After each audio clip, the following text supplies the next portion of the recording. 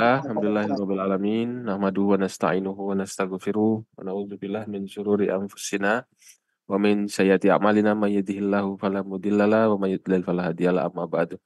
Pertama-tama kita bersyukur alhamdulillah bisa dipertemukan lagi di hari Rabu. Jadwalnya Akademi Muslim Sejati insyaallah. Bapak Ibu sekalian, insyaallah hari ini kita coba lanjutkan lagi untuk metode istiqroi, dan ini part ke-6 ya, part ke-6 Masya Allah, panjang, salah satu materi terpanjang yang pernah ada di AMS, Akademi Muslim Sejati.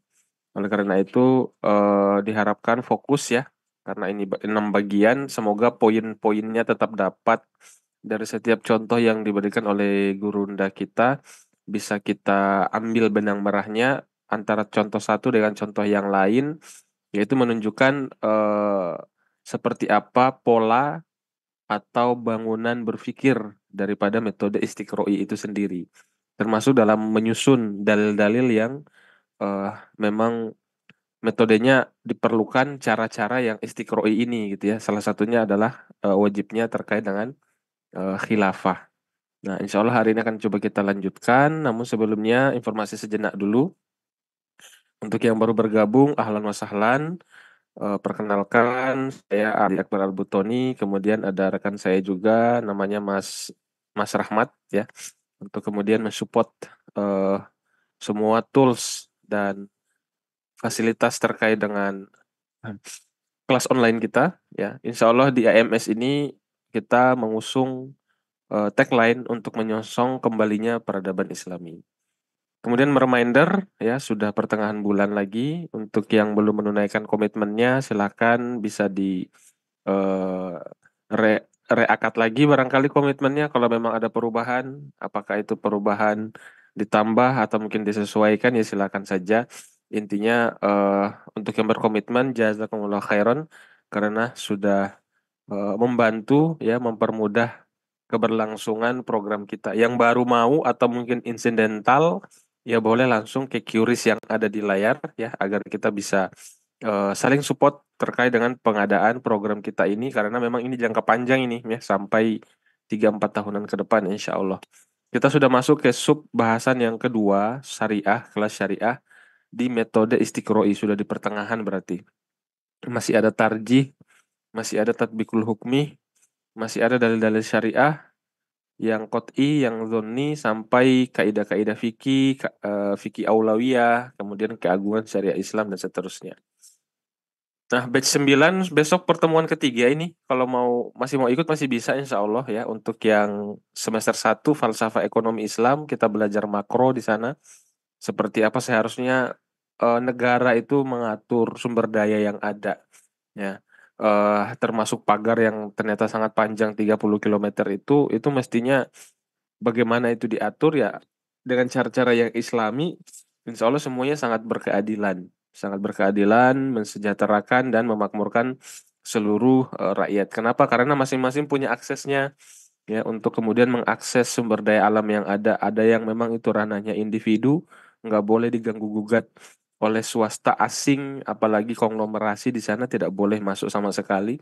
Termasuk yang memang itu milik umum, harus dipagari, itu hanya boleh untuk kepentingan umum saja, tidak boleh diprivatisasi, tidak boleh dimiliki negara. Negara hanya berhak untuk mengelola saja, dan negara pun akhirnya tidak mengejar-ngejar rakyat untuk menambah operasionalnya, harus mengurangi anggaran ini, memotong budget itu. Kenapa? Karena dia sudah punya akses sendiri, yang mana itu adalah kepemilikan negara juga. Akhirnya pajak nggak perlu, utang nggak perlu, dan seterusnya. Nah, itu dibahas di eh, makroekonomi Islam ya, di batch 9 menjadi pakar ekonomi Islam. Jadi yang berminat, insya Allah kita akan diskusi lebih banyak lagi terkait dengan ekonomi-ekonomi yang eh, level kenegaraan. Nah, insya Allah nih, silakan untuk kemudian bisa konfirmasi keikutsertaan di menjadi pakar ekonomi Islam batch 9. Nah, insya Allah masih bisa ya, besok pertemuan ketiga setiap Kamis jam 8 pagi. Kemudian sebentar lagi kita Ramadan, kurang lebih ya.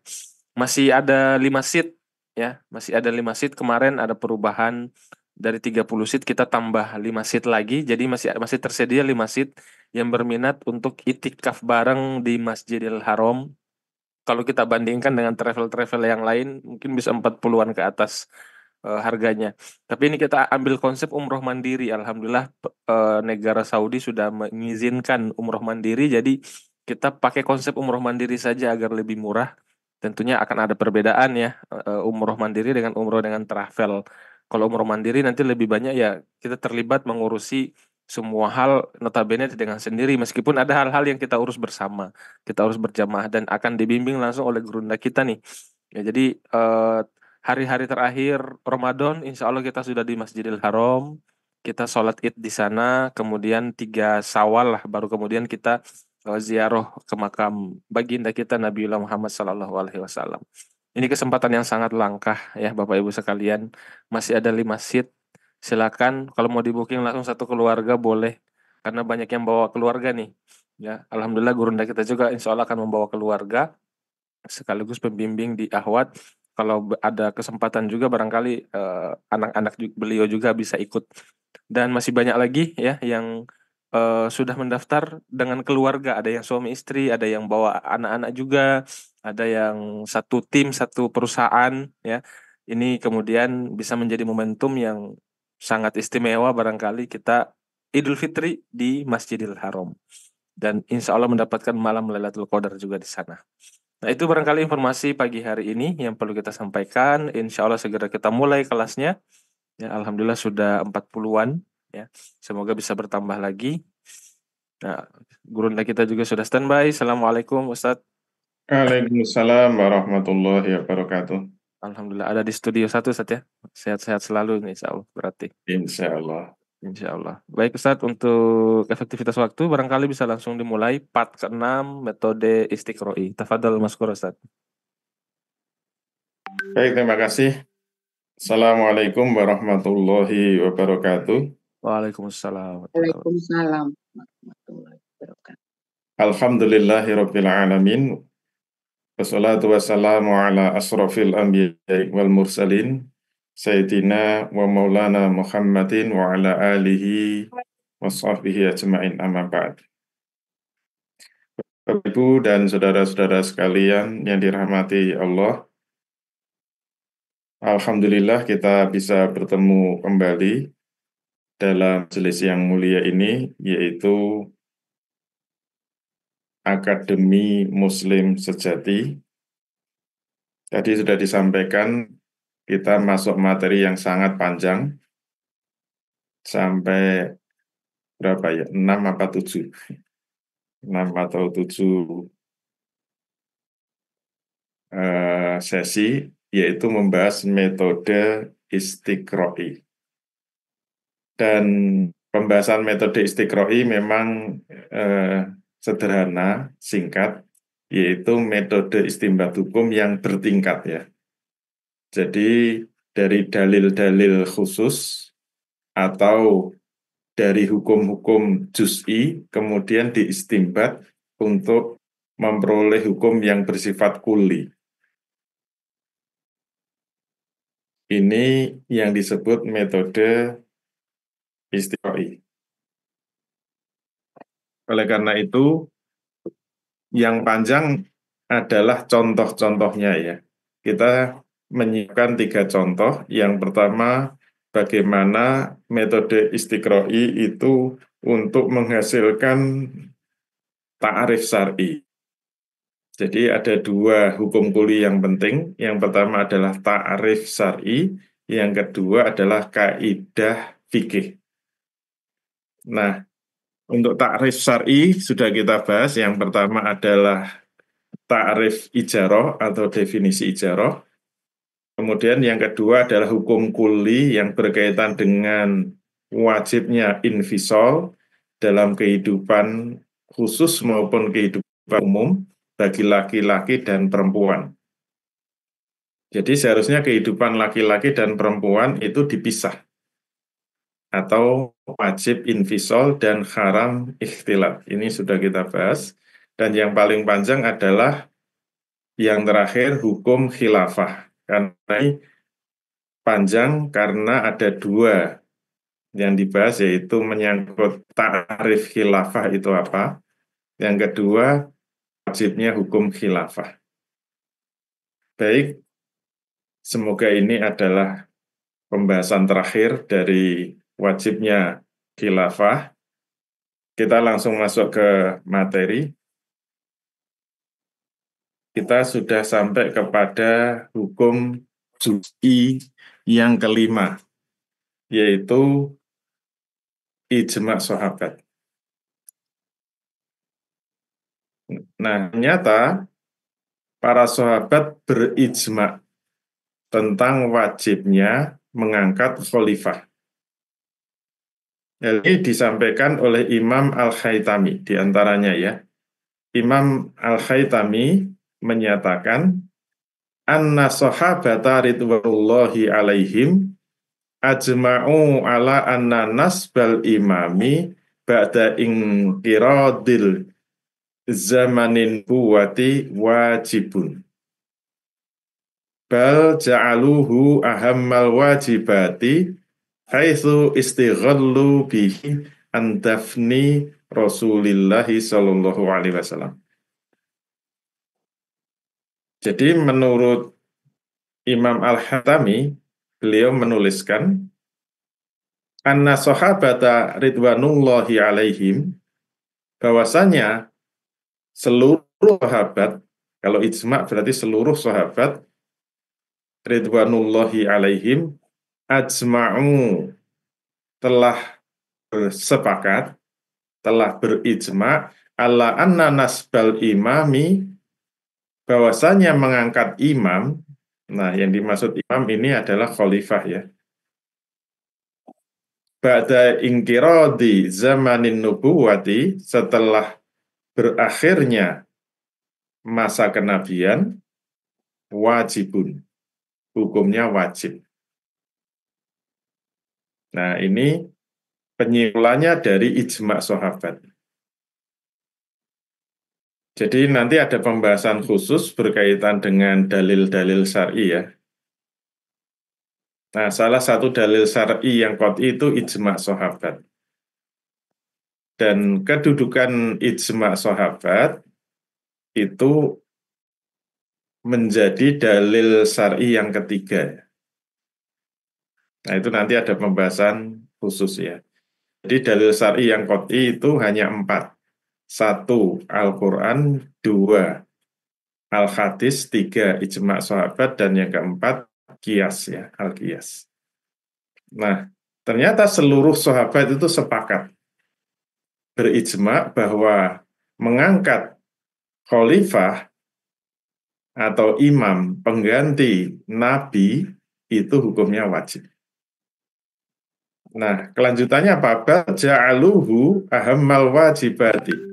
Bahkan itu adalah kewajiban yang sangat tinggi, kewajiban yang paling tinggi, ahammal wajibat. Ini ada hamzah tafdil ya, hamzah yang menunjukkan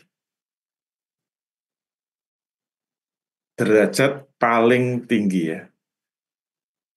Jadi dalam bahasa Arab itu memang ada degree of comparison kalau dalam bahasa Inggris ya. Kalau dalam bahasa Inggris tingkatan di dalam bahasa itu ada 3.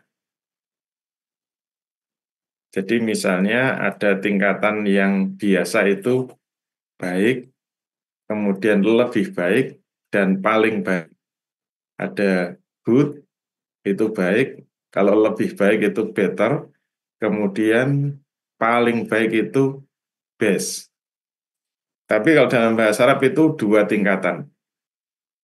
Misalnya kabaro itu besar, kalau paling besar itu akbar. Ditambahi hamzah tafdil namanya. Paling besar. Ini juga paling wajib. Paling penting. Hamma al-wajibat. Jadi kewajiban yang paling penting, paling tinggi di antara semua kewajiban-kewajiban. Ini menurut para sahabat. Jadi sahabat saja yang dijamin masuk surga oleh Allah Subhanahu wa taala, itu berpendapat bahwa mengangkat khalifah atau imam sebagai pengganti nabi setelah nabi wafat hukumnya wajib, bahkan menurut pemahaman para sahabat ini merupakan kewajiban yang paling tinggi, paling agung, paling besar, paling penting di antara kewajiban-kewajiban yang lain. Dari mana taunya? Haitsu istighallu bihi an dafni Rasulillah sallallahu alaihi wasallam. Dari mana ulama menyimpulkan itu? Itu dari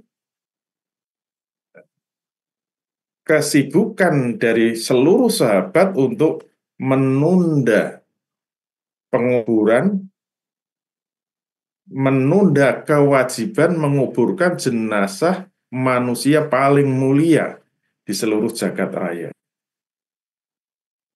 Jadi makhluk yang paling mulia di sisi Allah, di sisi pencipta adalah Rasul Muhammad Shallallahu Alaihi Wasallam.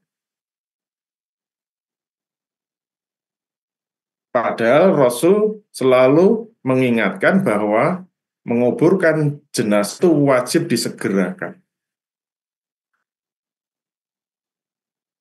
Tetapi seluruh sahabat sepakat kewajiban menguburkan jenazah Rasul itu ditunda untuk melakukan kewajiban yang lain. Itu berarti apa? Tingkatan kewajiban yang disepakati oleh seluruh sahabat itu lebih tinggi dari kewajiban menguburkan jenazah makhluk yang paling mulia, jenazah manusia yang paling mulia, yaitu jenazah Rasul. Coba kita bayangkan. Menguburkan jenazah manusia biasa saja wajib segera dilakukan. Apalagi jenazah manusia paling mulia. Tapi seluruh sahabat sepakat menunda kewajiban ini. Bahkan penundaannya nggak main-main. 3 hari 2 malam. Jadi Rasul itu wafat Senin pagi ya, insya Allah. Senin pagi, Senin, Selasa, Rabu. Baru Rabu pagi dimakamkan. Jadi sudah tertunda 3 hari 2 malam. Padahal batas yang diberikan Rasul segera itu adalah jangan sampai lewat 24 jam. Ini sudah 3 hari 2 malam. Dan ini bukan jenazah main-main, jenazah manusia paling mulia. Itu seluruh sahabat bersepakat menunda penguburan itu untuk melaksanakan kewajiban yang lain. Maka ulama menyimpulkan berarti seluruh sahabat sepakat bahwa mengangkat khalifah itu jauh lebih wajib daripada menguburkan jenazah Rasul. Ahamul wajibat. Berarti mengangkat khalifah itu sepenting-pentingnya, setinggi-tingginya kewajiban yang tidak boleh ditunda-tunda. Semua kewajiban harus ditunda dalam rangka apa? Untuk segera mengangkat seorang pemimpin pengganti Rasul sebagai kepala negara. Bukan sebagai Rasul ya. Jadi khalifah itu maknanya adalah pengganti.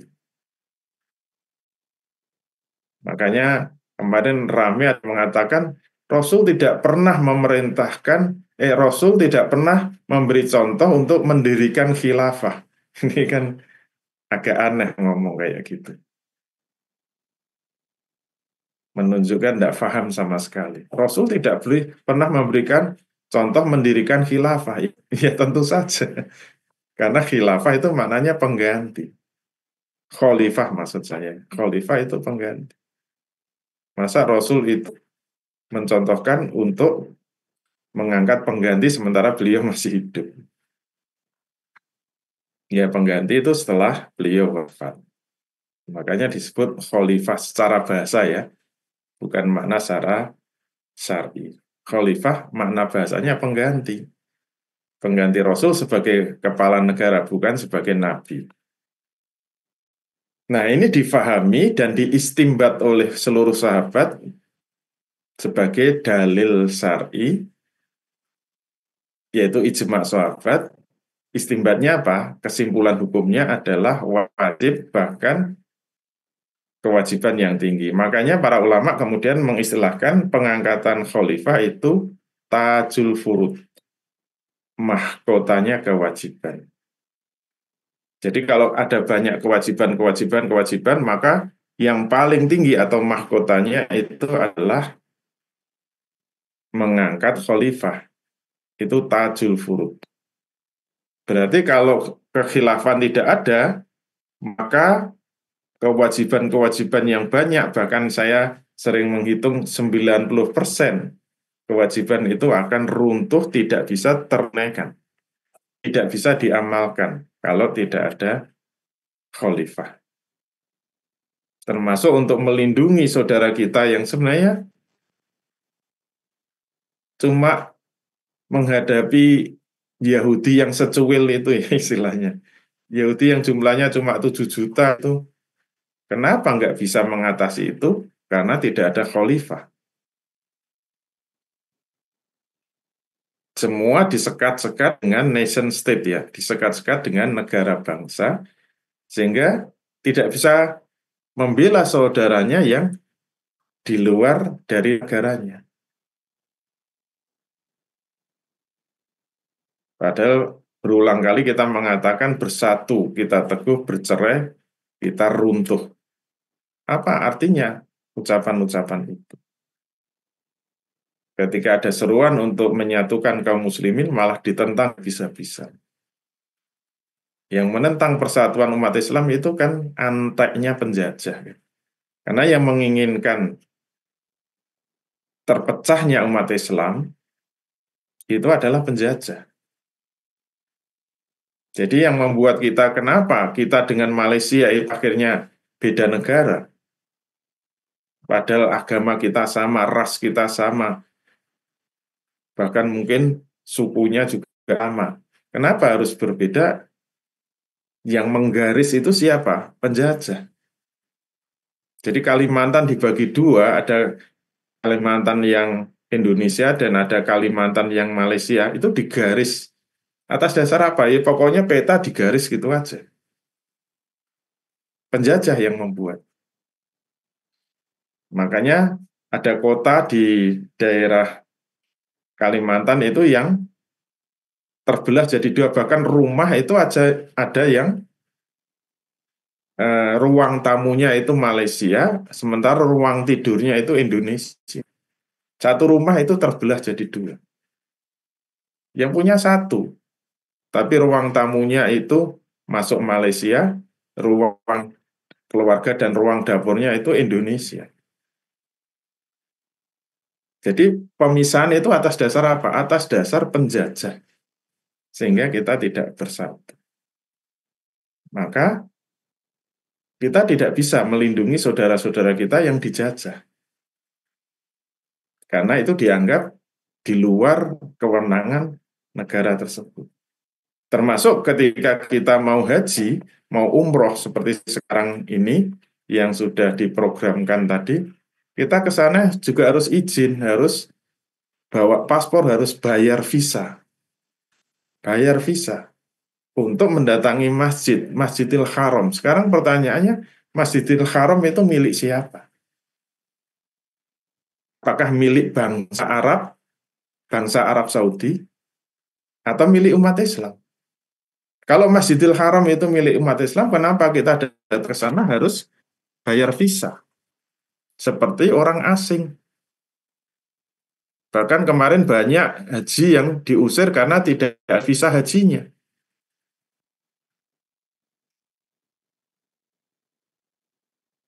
Dijebloskan penjara karena tidak membawa visa haji.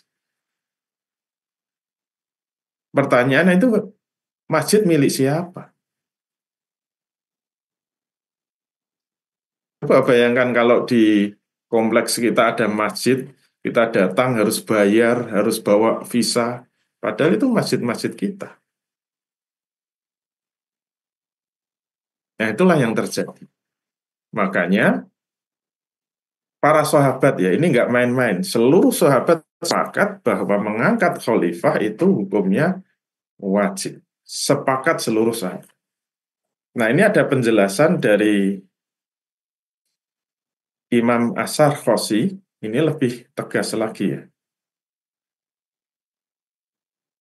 Waman angkara kauna ijma'u hujjatan mujibatan lil ilmi faqad abtala ashad din. Fal mungkiru lidzalika yas'a fi hadmi aslid din. Ini lebih tegas lagi ya, menurut Imam Asy-Syarqosi. Waman angkara kaunal ijma'u hujjan mujibatan lil ilmi faqad abtala asladdin. Siapa saja yang mengingkari kedudukan ijma' sebagai hujjah yang secara pasti menghasilkan ilmu, berarti benar-benar telah membatalkan fondasi agama ini. Sebenarnya Imam Asy-Syarqosi ingin mengatakan orang yang menolak ijma' sahabat itu sudah keluar dari agama, batal agamanya. Nanti di dalam pembahasan dalil-dalil syariah kita akan tahu kenapa menolak ijma' itu bisa membatalkan agamanya. Karena ijma' termasuk dalil syar'i yang qat'i. Dan dalil syar'i itu masuk usuluddin, masuk persoalan akidah. Nah, dalil-dalilnya apa kita bahas ya? Ya, dalil yang mudah karena Al-Quran itu yang meriwayatkan adalah sahabat secara ijma'. Sampai pengumpulan mushaf Quran, penulisan Al-Quran menjadi satu mushaf di zaman Abu Bakar As-Siddiq, sehingga menjadi satu mushaf 30 juz itu adalah dasarnya apa? Kenapa Quran itu seperti itu? Yang membedakan dengan hadis itu dasarnya adalah ijma' sahabat. Jadi kalau menolak ijma' sahabat ya menolak Al-Quran. Makanya Imam Asy-Syarqosi tegas, siapa saja yang mengingkari kedudukan ijma' sebagai hujjah untuk menghasilkan ilmu, benar-benar dia telah membatalkan fondasi agamanya. Berarti apa? Dianggap murtad. Fal mungkiru lidzalika yas'a fi hadmi aslid. Karena itu orang yang mengingkari ijma' itu sama saja dia sudah berupaya menghancurkan fondasi agama. Jadi boleh dibilang fondasi agama ini 4. Al-Quran, As-Sunnah, Ijma' Sahabat, dan Al-Qiyas. Ya, kedudukannya seperti mengingkari Al-Quran. Ijma' Sahabat itu. Jadi Ijma' Sahabat itu berbeda dengan pendapat sahabat ya. Kalau pendapat sahabat 1, 2 itu dianggap hukum syariat. Tapi kalau Ijma' Sahabat itu dalil syariat. Nah, di awal kita sudah jelaskan beda antara nas syariat, dalil syariat, dan hukum syariat. Nah, ini adalah yang kelima. Jadi, menurut ijma' sahabat, mengangkat khalifah itu hukumnya wajib, bahkan kewajiban yang tertinggi dibanding kewajiban-kewajiban yang lain. Yang terakhir, nomor 6, wajibnya mengemban jihad bagi negara. Makanya definisi khilafah yang sudah kita sampaikan, ta'rif khilafah itu ujungnya adalah liham dakwatil islamiyati ilal alam. Ujung definisinya adalah khilafah itu tugasnya selain menerapkan syariat Islam dalam negeri, jadi tugas khilafah itu hanya 2, yaitu menerapkan syariat Islam di dalam negeri, yang kedua mengemban dakwah dengan jihad ke seluruh alam. Dalilnya bahwa itu harus diemban oleh negara bisa dilihat dari Al-Baqarah 29. Qatilu, ini ada wawu alif sukun yang menunjukkan mukhatabnya adalah orang kedua jamak. Qatilu, Berarti yang diperintah siapa? Seluruh kaum muslimin. Sama seperti pembahasan sebelumnya ya. Fajlidu, ada fakto'u. Nah ini sama, qatilu. Berarti yang diperintah siapa? Seluruh kaum muslimin. Qatilu, perangilah wahai kaum muslimin sekalian. Alladzina la yu'minuna billahi wala bil yaumil akhir. Orang-orang yang tidak beriman kepada Allah dan tidak beriman juga kepada hari akhir. Yaitu orang-orang kafir. Wala yuharrimuna ma harramallahu wa rasuluhu. Dan orang yang tidak mau mengharamkan apa yang diharamkan Allah dan Rasulnya. Kemudian wala yadinuna dinal haqqi minal ladzina utul kitab. Dan orang-orang yang tidak mau beragama dengan agama yang benar, yaitu agama Islam. Orang-orang yang tidak mau masuk Islam minal ladzina utul kitab, dari kalangan ahli kitab.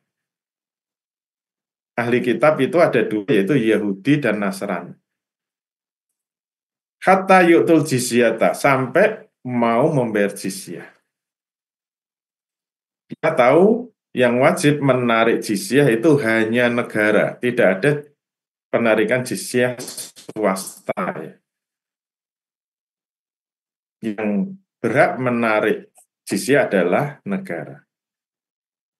Berarti secara tidak langsung kita memahami perintah jihad ini dibebankan kepada negara. An yadin wahum sohirun, dengan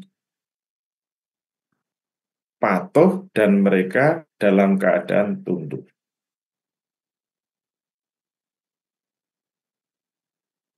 Nah, apa karinah yang menunjukkan bahwa jihad ini wajib? Nah, ini sudah dibahas pada pembahasan Istimbatul Ahkam ya, metode penarikan hukum syariat. Qatilu ini perintah fil amr. Al aslu fil amri lil wujub. Itu menurut Imam Syafi'i. Tapi kalau menurut Syekh Taqiyuddin An-Nabhani, al aslu fil amri litulab. Asal dari perintah itu adalah tuntutan. Nah, status tuntutan itu bisa wajib, bisa sunnah, bisa mubah, tergantung korinahnya. Kalau ditemukan korinah yang jazm, maka jatuhnya wajib. Nah, korinahnya dari mana? Bisa kita baca dari At-Taubah 39. Illa tangfiru yu'adzibkum azaban alima wa yastabdil qauman ghairakum wala tadurruhu say'an wallahu ala kulli say'in qadir. Illa ini maknanya adalah inlam, digabung dari menjadi illa. Illa tangfiru yu'adzibkum azaban alima. Jika kamu tidak mau berangkat berperang, pasti Allah akan mengazab kamu dengan azab yang sangat pedih. Maknanya, perintah berperang tadi itu wajib. Karena apa? Ada ancaman kalau tidak mau berangkat berperang, Allah akan mengazab, Allah akan menyiksa kamu dengan siksa yang sangat pedih. Kamu akan diganti dengan kaum yang lain. Dan kamu tidak dapat memberi kemudaratan kepadanya sedikit pun. Allah Maha Kuasa atas segala sesuatu. Nah, ini berarti satu hukum sendiri ya, satu hukum sendiri, yaitu wajibnya menyebarkan agama dengan dakwah dan jihad. Mukhatabnya memang kepada seluruh kaum muslimin, tapi sudah dijelaskan sebelumnya, kalau perintah dari Allah itu hukumnya wajib, maka bagaimana fi'lur rasul, perbuatan rasul yang menjelaskan tata cara pelaksanaan hukum itu, maka mengikuti fi'lur rasul sebagai penjelas dari perintah Allah yang wajib, hukumnya wajib. Jadi Rasul sebagai kepala negara di dalam menunaikan perintah jihad ini benar-benar diatur, dikomando oleh negara. Jadi ditarik atau diistimbat, adanya negara itu menjadi wajib. Sehingga kalau tidak ada negara yang mengemban jihad ini, maka perintah jihad ini tidak bisa terlaksana. Dan kalau sampai perintah dakwah dengan jihad ini tidak terlaksana, seluruh kaum muslimin berarti disiksa oleh Allah dengan dimasukkan ke dalam neraka. Na'udzubillah. Masya Allah. Sekarang jihad itu berhenti. Jihad yang diemban oleh negara itu berhenti. Kenapa? Karena diikat oleh nation state tadi. Maka kalau ada negara yang mendeklarasikan sebagai daulah Islam, mohon maaf ya, seperti Afghanistan kan sudah dideklarasi sebagai Imaratul Mukminin ya, sebagai negara Islam. Nah, tapi kalau tidak mau mengemban dakwah dan jihad ke luar negeri, maka itu berarti tidak bisa disebut kekhilafahan.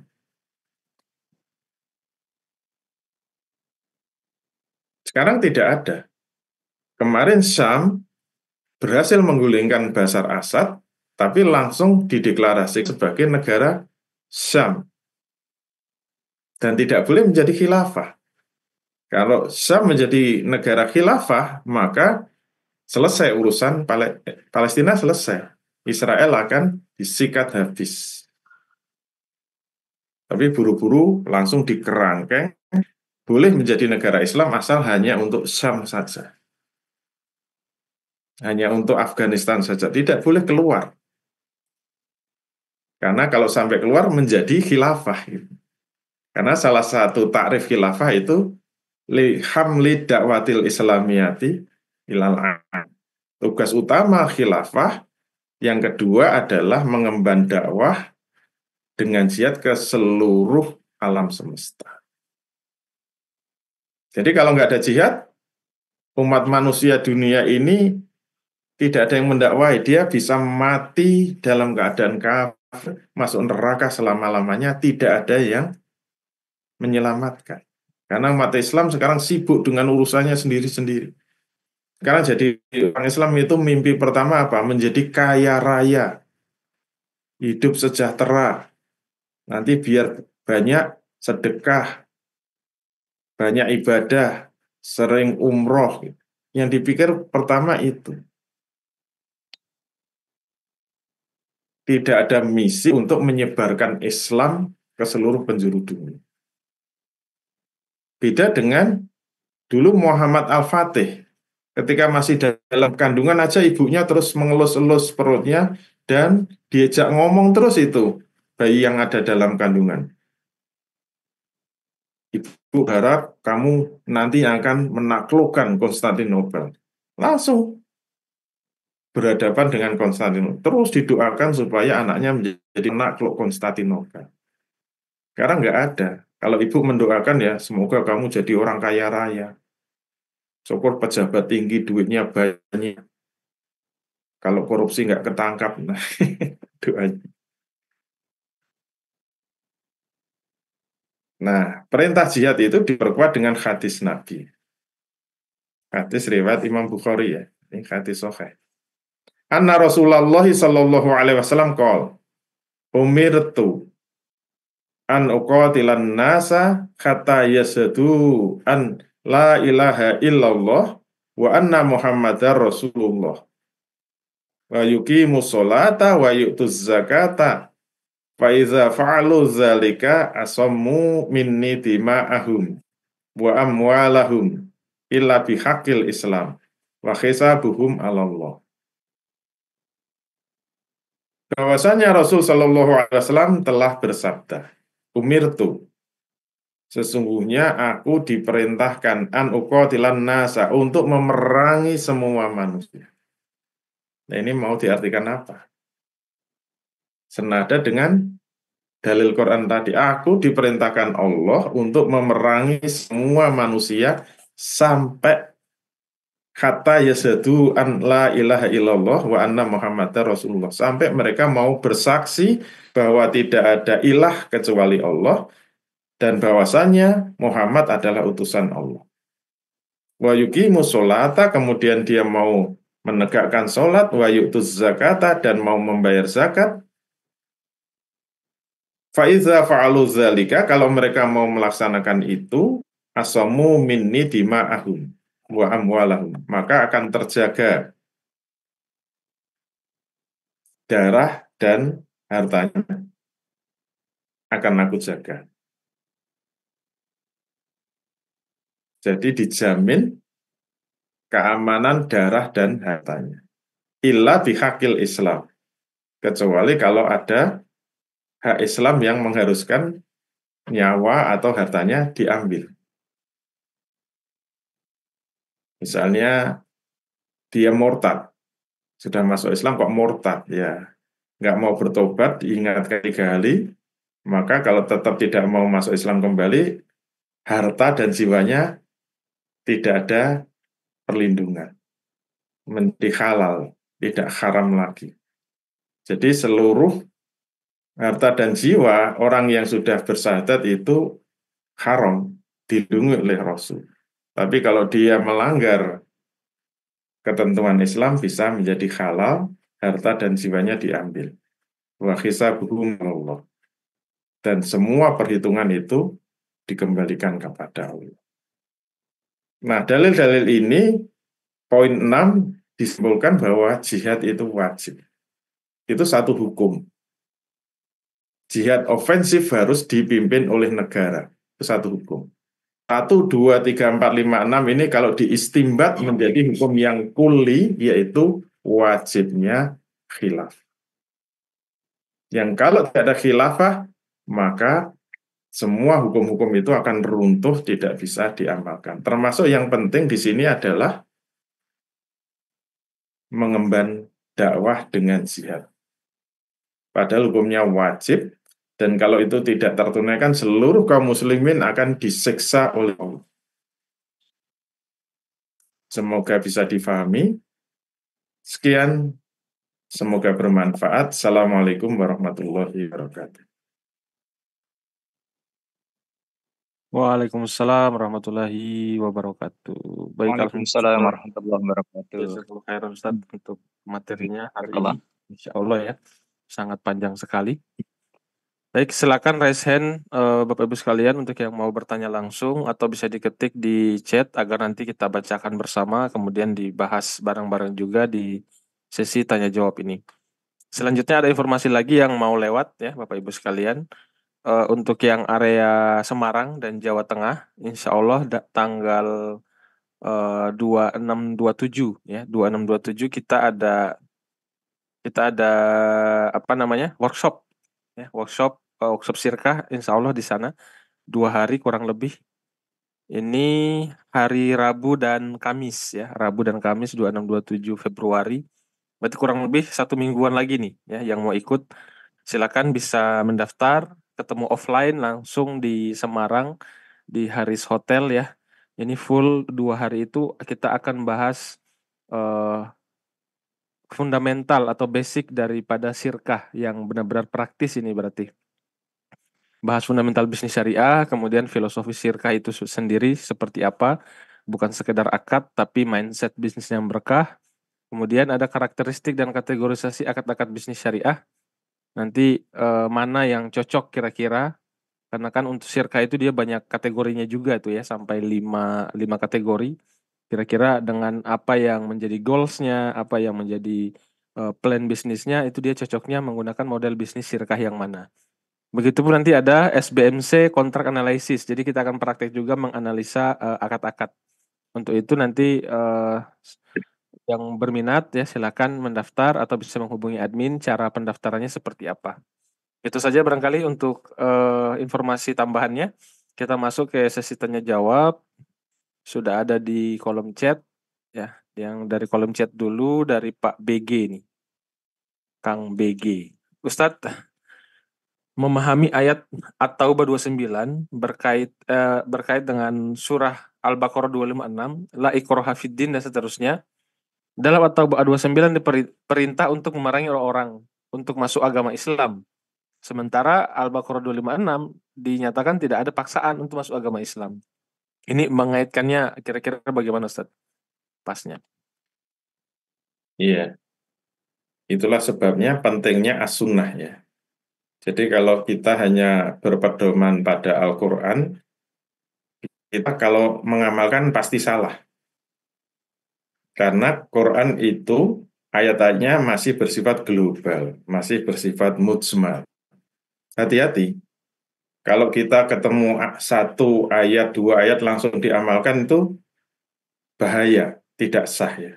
Ini berkali-kali kita ingatkan, justru materi ini, materi syariah Muslim sejati ini memang memberikan kerangka yang benar terhadap pemahaman hukum syariah. Bahwa hukum syariah itu bukan langsung mengamalkan Quran, bukan langsung mengamalkan hadis, hanya satu hadis, dua hadis, atau satu ayat, dua ayat langsung diamalkan, itu tidak boleh. Yang paling penting itu apa? Semuanya harus diistimbat dengan benar. Termasuk dalam pengamalan At-Taubah 29 dan Al-Baqarah 256. Jadi pengamalan At-Taubah 29 tadi sudah disebutkan, jihad yang ofensif itu harus atas perintah khalifah. Itu pengamalannya. Jadi nggak ada istilahnya jihad swasta untuk ofensif ya. Nah, jihad itu bisa swasta kalau defensif. Jadi ada khalifah atau tidak ada khalifah, wajib jihad. Kalau diserang seperti di Palestina. Maka kalau negaranya itu diserang, wajib mengangkat senjata. Seperti Indonesia dulu, ketika Inggris datang diboncengi dengan Belanda, langsung ada deklarasi jihad. Langsung dipimpin, maklumat itu langsung diserukan oleh Hadratus Syekh ya, pemimpin pendiri NU, memimpin untuk mengangkat senjata, dikenal kemudian santri-santri membuat bambu runcing itu. Perang 10 November Surabaya itu karena seruan jihad dari Hasyim Asy'ari. Langsung pemimpinnya NU. Kalau tidak ada seruan jihad itu, maka ya Inggris sudah menjajah kita lagi. Dan alhamdulillah ada resolusi jihad oleh Hadratus Syekh Imam Hasyim Asy'ari. Walaupun beliau bukan khalifah. Beliau pemimpin organisasi, pemimpin kelompok. Tapi karena diserang, maka wajib mengangkat senjata, wajib berjihad.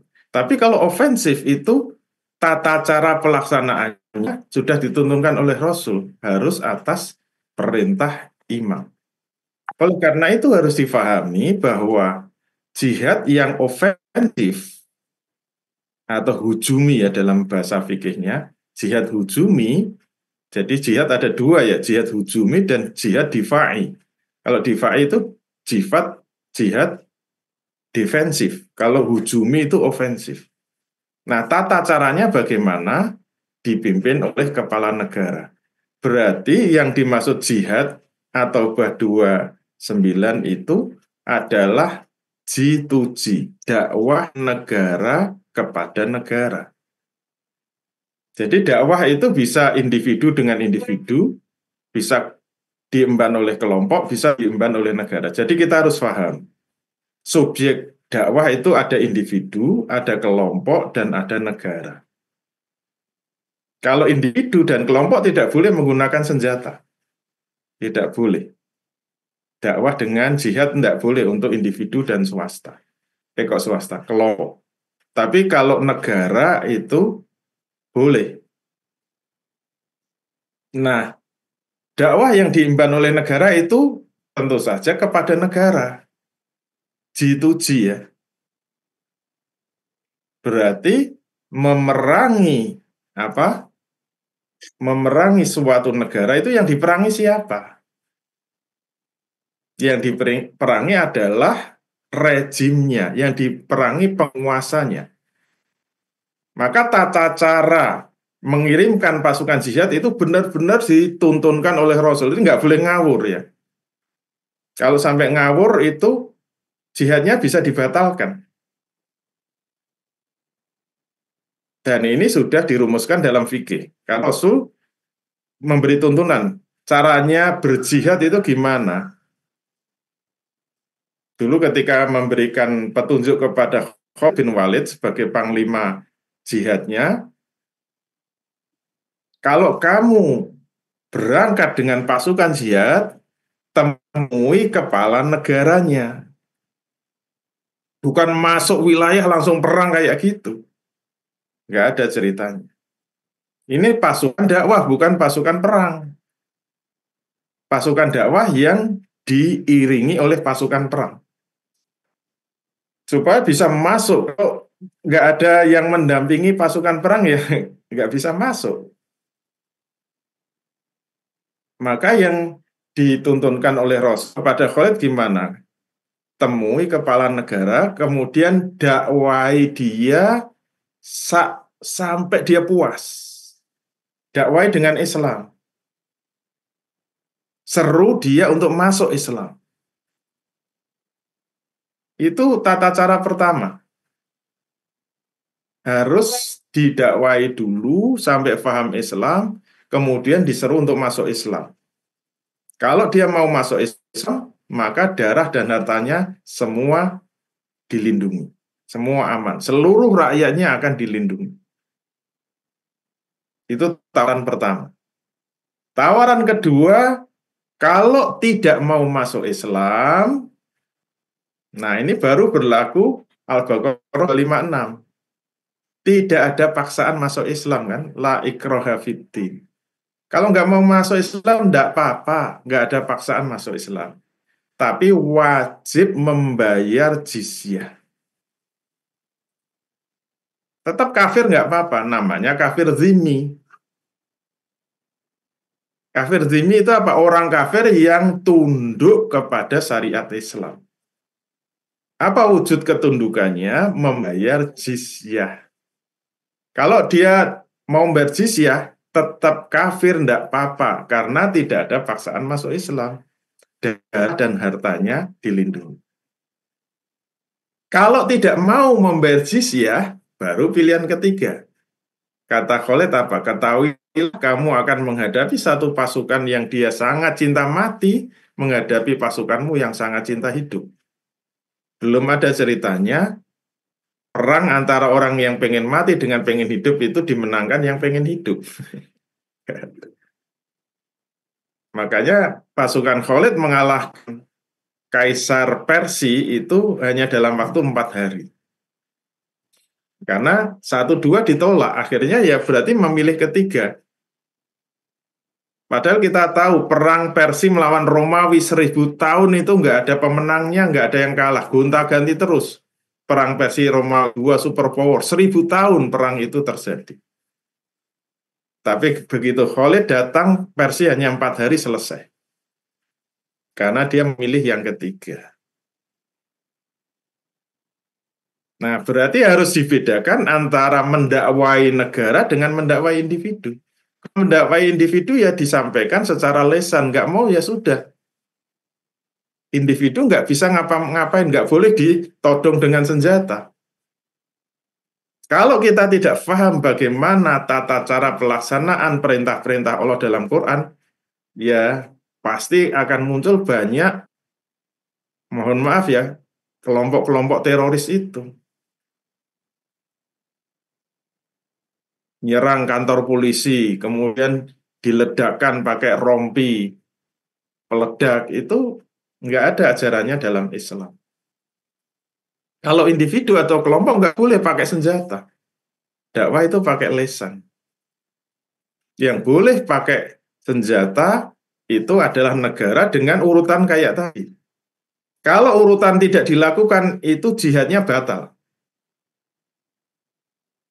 Dan itu pernah terjadi. Ada satu wilayah, ini yang diceritakan oleh ulama dalam satu kitabnya, ada satu wilayah ditaklukkan oleh umat Islam. Pasukan Islam masuk langsung memerangi, langsung menundukkan.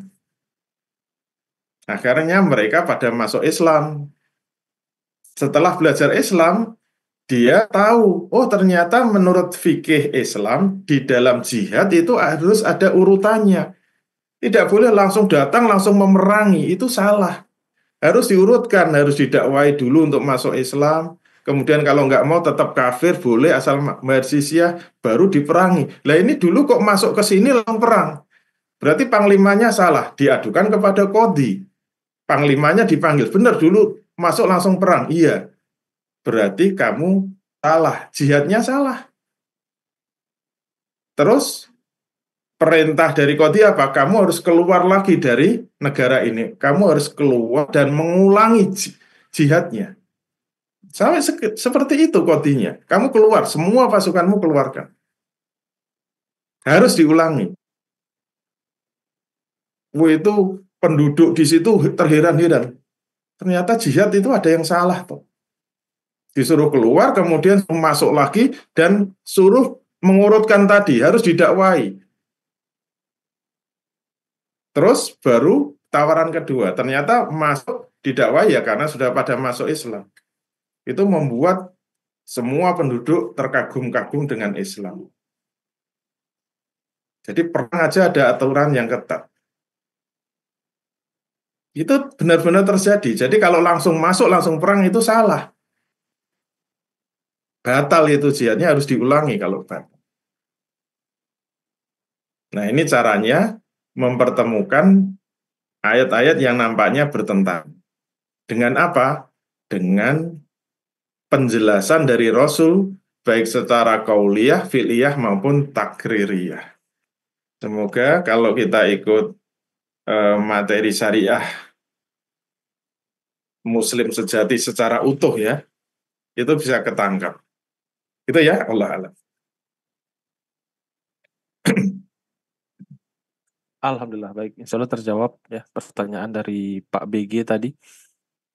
Berikutnya pertanyaan dari Ibu Santi. Kalau tidak salah 31 Januari 24 ada konferensi khilafah di Lebanon. Bolehkah di-spill hasil konferensinya apa saja, Ustadz? Barangkali ada informasi, Ustadz. Ya, konferensi khilafah di Lebanon yang menyelenggarakan kelompok. Ya, isinya tentu saja seruan-seruan agar segera menegakkan khilafah.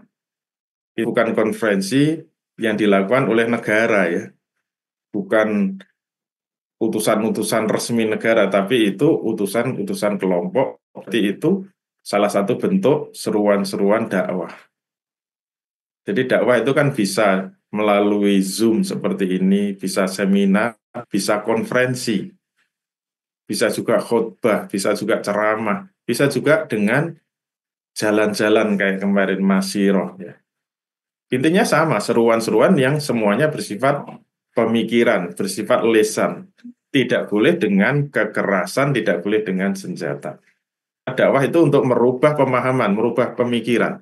Kalau dengan senjata itu bukan merubah pemikiran, tapi merubah alam hidupnya. Kalau orang ditembak kan berpindah alam. Dakwah itu untuk memahamkan, bukan untuk memindahkan ke alam kubur. Kalau ditembak mati ya, terus siapa yang harus didakwah? Kalau sudah mati. Dakwah tidak boleh menggunakan senjata. Kecuali diemban oleh negara dan kalau ada yang menghalangi.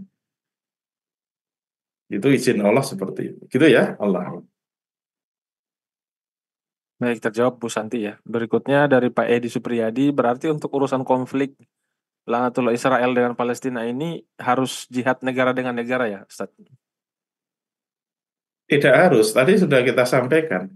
Karena kedudukan Israel itu menjajah tanah Palestina. Palestina itu kan dulu sudah ada warganya di situ.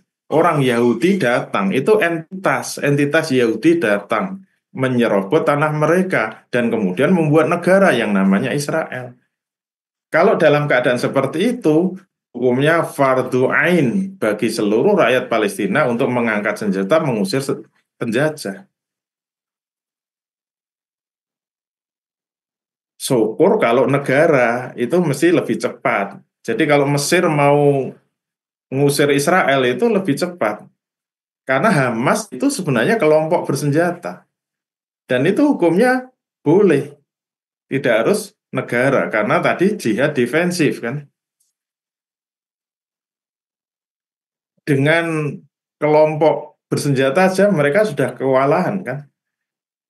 Apalagi kalau yang turun itu negara. Ya selesai lah. Nggak perlu sampai bertahun-tahun. Sampai 78 tahun sekarang ini. Itu ya, Allah. Baik, insya Allah terjawab ya Pak Edi. Dari Syukron, Ustaz. ya, Afwan. Dari Pak Sesari, bagaimana dengan pernyataan sebagian orang bahwa imam itu sama dengan presiden, gubernur atau yang setingkatnya dan tidak perlu ada khalifah dengan alasan tidak ada dalil dalam Al-Quran untuk mendirikan khilafah. Mohon penjelasannya Ustaz. Ya ini kan sudah kita bahas ya. Poin yang kedua ya, poin yang kedua. Ini kan ada 6 poin. Jadi yang disebut dalam Al-Quran itu memang ulil amri kan, ulil amri. Ya ayyuhallazina amanu atiullaha wa atiur rasula wa ulil amri minkum. Nah, perintahnya kan, wahai orang-orang yang beriman, taatilah Allah, taatilah Rasul, dan ulil amri di antara kalian. Nah, yang paling penting apa? Kelanjutannya kan, jangan cuma berhenti sampai di situ. Taati pemimpin-pemimpinmu. Ya ulil amri ini memang masih bermakna umum, tidak ada penyebutan khalifah atau imam atau apa raja atau presiden, nggak ada penyebutan itu. Tetapi kelanjutannya apa? Fa'in tanaza'tum fi syai'in farudduhu ilallahi war rasuli. In kuntum tu'minuna billahi wal yaumil akhir. Kelanjutannya apa? Kelanjutannya, jika kamu berlainan pendapat terhadap segala sesuatu, antara pemimpin ulil amri dengan rakyatnya, atau antara rakyat dengan rakyat yang lain, cara menyelesaikan bagaimana? Farudduhu ilallahi wa rasuli. Kembalikan kepada Allah dan Rasulnya, maknanya kembalikan kepada Al-Quran dan Sunnah. Kemudian ada takkid, yaitu in kuntum tu'minuna billahi wal yaumil akhir. Jika kamu mengaku masih punya iman kepada Allah dan hari akhir. Jadi yang disebut ulil amri atau pemimpin itu adalah yang taat kepada Allah dan Rasulnya. Karena embel-embel atiu itu hanya kepada Allah dan Rasulnya. Kepada ulil amri tidak ada embel-embel atiu. Itu menurut para muasir berarti ulil amri yang dimaksud adalah ulil amri yang taat Allah dan Rasulnya. Yang menjalankan hukum-hukum Al-Quran dan As-Sunnah. Kalau pemimpin itu tidak menjalankan Al-Quran dan As-Sunnah, maka tidak bisa disebut ulil amri. Ini sudah kita bahas. Nah itu pentingnya istiqro itu seperti itu. Kalau semua-muanya itu harus dalilnya menyebut langsung, itu tetap tidak bisa. Tidak bisa.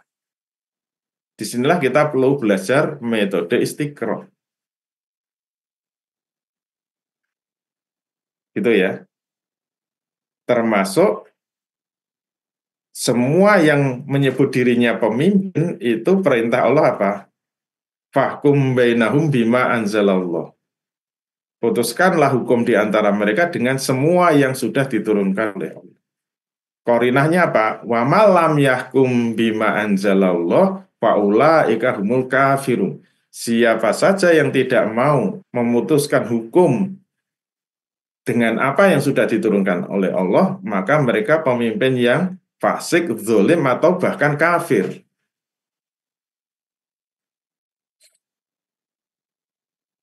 Jadi yang paling penting pembahasan kepemimpinan itu masalah asyadah atau kedaulatan itu di tangan siapa. Jadi jangan ribut dengan ini judulnya apa, apakah presiden, apakah raja, apakah kaisar, atau khalifah, atau imam. Tolong jangan ribut ini dulu. Tapi karena mereka semua itu pemimpin negara. Setuju nggak setuju, semua itu pemimpin negara. Yang paling penting itu apa? Yang paling esensial, pemimpin itu melaksanakan hukum apa? Kalau raja itu kedaulatan di tangan rajanya, kaisar kedaulatan di tangan kaisarnya, presiden kedaulatan di tangan rakyat. Bisa disebut itu pemimpin Islam. Itu namanya pemimpin yang beragama Islam.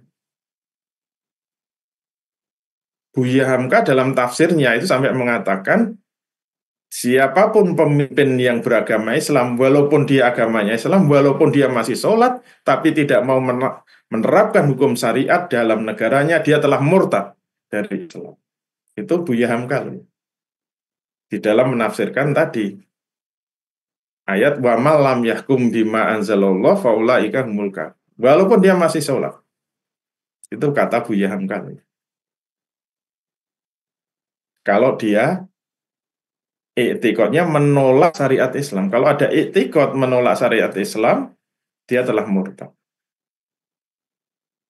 Jadi yang paling penting untuk menilai seorang pemimpin itu Islam atau tidak, hukum yang diterapkan. Nanti baru kita bicara judulnya. Judul itu juga harus ada dalilnya. Yang ada dalilnya itu imam atau khalifah.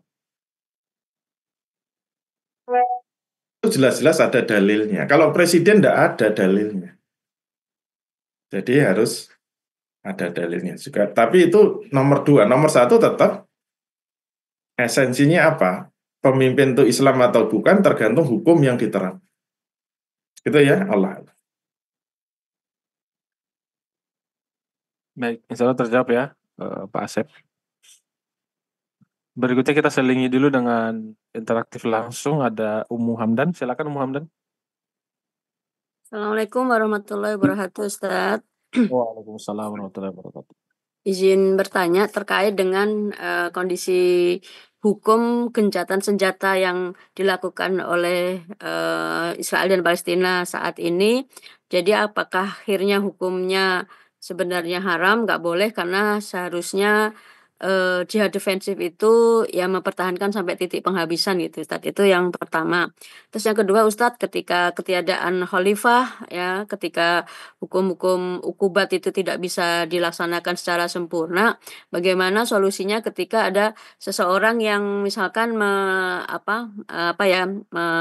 human error, kecelakaan, akhirnya yang mengakibatkan korban jiwa, terus dia akan membayar sejumlah kepada korban sejumlah diat gitu, Ustadz. Nah, apakah ini bisa diakui sah gitu ya, atau tetap tidak bisa, Ustadz? Sedangkan seseorang tersebut ingin terbebas dari muamalah istilahnya ya, supaya nanti di akhirat tidak lagi dipertanggungjawabkan lagi gitu, Ustadz. Nah, ini gimana solusinya? Mohon arahan. Syukran, Ustadz.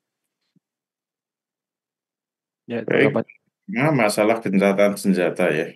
Jadi hukum gencatan senjata, berdamai dengan musuh, itu hukumnya boleh. Nanti diserahkan pada pemimpin atau mungkin ya pemimpin kelompoknya. Ya, itu bergantung pada situasi dan kondisi. Yang tidak boleh itu kalau permanen. Nggak boleh ada gencatan senjata permanen atau damai dengan musuh secara permanen. Ya. Jadi tidak boleh ada perjanjian dengan negara, misalnya ada negara khilafah, kemudian ada negara kafir harbi ya. Kan itu boleh melakukan janjian damai. Nanti statusnya bukan kafir harbi, tapi kafir mu'ahad ya, kafir mu'ahad. Boleh melakukan perjanjian damai dengan syarat tidak boleh permanen. Tidak boleh permanen. Dan Rasul dulu pernah melakukan perjanjian Hudaybiyah. Umurnya 10 tahun. Maka itu bisa menjadi batas maksimal ya, maksimal. Tidak boleh permanen. Dan akhirnya perjanjian itu hancur karena dikhianati. Nah, berarti boleh saja melakukan gencatan senjata atau perjanjian damai asal tidak permanen. Ya, ada batasnya. Kemudian yang kedua, kalau kondisi sekarang, nabrak dan sebagainya, ya memang tidak bisa diselesaikan dengan hukum Islam. Ya kalau sudah nggak bisa, yang paling bisa kita lakukan apa? Ya harus banyak bertaubat. Itu dulu sudah pernah kita bahas ya. Jadi kalau sekarang ini misalnya ada orang mencuri dihukum tidak bisa menjadi kafarat besok di akhirat. Termasuk membunuh atau menabrak ya tidak bisa. Walaupun kita bayar diat ya nggak bisa. Menjadi kafarat nggak bisa. Yang memutuskan itu harus qadhi. Karena dalam kasus pembunuhan itu hanya yang pembunuhan disengaja yang bisa kena ancaman kisos. Karena itu jinayat boleh ditawar dengan diat, boleh juga bebas. Jadi 3 pilihan. Tapi kalau tidak sengaja seperti nabrak atau setengah sengaja tidak boleh kisos. Pilihannya hanya diat atau damai, dibebaskan. Itu haknya kepada ahli warisnya ya, ahli waris. Dan itu yang memutuskan adalah qadhi. Nggak ada qadhi ya memang tidak ada kafarat di akhirat. Dengan hukuman-hukuman dunia ya, nggak ada kafarat. Berarti kalau ingin kafarat akhirat ya tetap andalannya apa? Taubat dengan taubatan nasuha. Dan minta damai dengan korbannya. Sudah. Memang kalau nggak ada khilafah, 90% syariat Islam tidak bisa tertunaikan. Ancamannya jelas di akhirat. Bisa disiksa dalam neraka. Na'udzubillah min dzalik. 90% kewajiban nggak terlaksana, pengen masuk surga. Logikanya di mana? Ini berat memang. Zaman yang sangat berat, zaman fitnah. Karena adanya khilafah itu membuat syariat bisa terlaksana. Dan iblis tahu. Turunan-turunan iblis juga tahu. Pengikut-pengikut iblis juga tahu bahwa khilafah itu membahayakan iblis gitu. Maka puncak permusuhan iblis dan pengikutnya itu adalah jangan sampai khilafah tegak. Dan khilafah itu jadi monster yang paling menakutkan di seluruh dunia. Bahkan sekarang itu dibuat kanalisasi. Sampai boleh membuat negara Islam, asal jangan khilafah. Afghanistan dulu diancam itu oleh Amerika, oleh Jerman, oleh Inggris. Boleh saja bikin negara Islam, asal jangan khilafah. Itu sampai Kanselir Jerman mengatakan, kalau sampai kamu deklarasi khilafah, Jerman akan langsung ngirim pasukan. Disikat habis sama Jerman. Itu Kanselir sendiri yang ngomong. Termasuk Sam boleh saja. Kamu bikin negara, mau negara Islam silahkan. Asal jangan khilafah. Jadi sekarang dunia sudah tahu bahwa musuh yang paling besar, paling tinggi derajatnya adalah khilafah. Musuh iblis dan pengikut-pengikut. Karena kalau khilafah sampai tegak, ya Allah. Nanti syariat Islam bisa terlaksana dan Islam menjadi rahmat bagi alam semesta. Itu iblis langsung meledak itu kepalanya kalau sampai itu terjadi. Gitu ya Allah. Baik, insya Allah terjawab ya Ummu Hamdan. Berikutnya ada yang dari Q&A dulu, Ustadz. Aninomous. Apa yang membedakan ayat itu dibebankan kepada negara atau dibebankan kepada individu? Contohnya perintah puasa dengan kisos itu, Ustaz. Itu cara membedakannya gimana? Ya ini berarti ketinggalan kajian. Ya kalau banyak yang ketinggalan ya memang agak repot. Karena itu sudah dibahas dan berulang-ulang kita bahas. Ya kalau ingin penjelasan yang lengkap, silahkan rekamannya didengarkan dan diulang-ulang. Justru ini yang kita bahas dari materi utama ini, materi utama dari syariah Muslim sejati ini adalah bagaimana kita mengamalkan ayat-ayat dan hadis secara benar. Nah, dulu sudah dibahas yang bisa menjelaskan itu sebenarnya alamatnya kepada individu atau kelompok atau negara itu salah satunya ya dengan fi'lur Rasul. Bagaimana Rasul mengamalkan perintah Allah. Nah, ini ada pada materi apa? Istimbat dari sunnah Rasul. Metode istimbat dari sunnah Rasul. Jadi kalau ada perintah Allah, misalnya tadi, ya ayyuhalladzina amanu, ada qatilu, ada fakto'u. Itu kan perintah untuk seluruh kaum muslimin. Bagaimana pelaksanaannya? Nah, bagaimana pelaksanaannya? Harus ada penjelas atau bayan dari Rasul. Nah, bayan itu bisa dengan kauliyah, bisa dengan fi'liyah. Jadi kalau itu misalnya ada perintah dari Allah untuk memotong pencuri, caranya memotong gimana? Kalau Rasul memotong itu di pergelangan tangan sebelah kiri itu maka wajib mengikutinya seperti itu. Dan pelaksanaannya tidak boleh swasta yang melaksanakan langsung kepala negara atau yang ditunjuk oleh kepala negara. Itu fi'lur. Makanya yang bisa memahami semuanya itu adalah ulama mustahidin ya. Ulama mustahid. Alat mustahid itu kan menguasai semua dalil-dalil dan menguasai usul fikih. Nah, kita ini baru belajar usul fikihnya ya. Saya memahami bagaimana ulama itu beristimbat hukum supaya kita tidak seuzon sama ulama. Bahkan sering membentur-benturkan ulama dengan hadis. Kamu mau ikut Imam Syafi'i apa ikut Rasul? Wah, kayak Rasul itu nggak tahu hadis. Kayak Imam Syafi'i nggak tahu hadis saja. Imam Syafi'i itu hafalannya lebih dari 700.000 hadis. Beliau hafal. Dan Imam Bukhari, Imam Muslim itu muridnya Imam Syafi'i. Kok membentur-benturkan hadis Bukhari dengan Imam Syafi'i?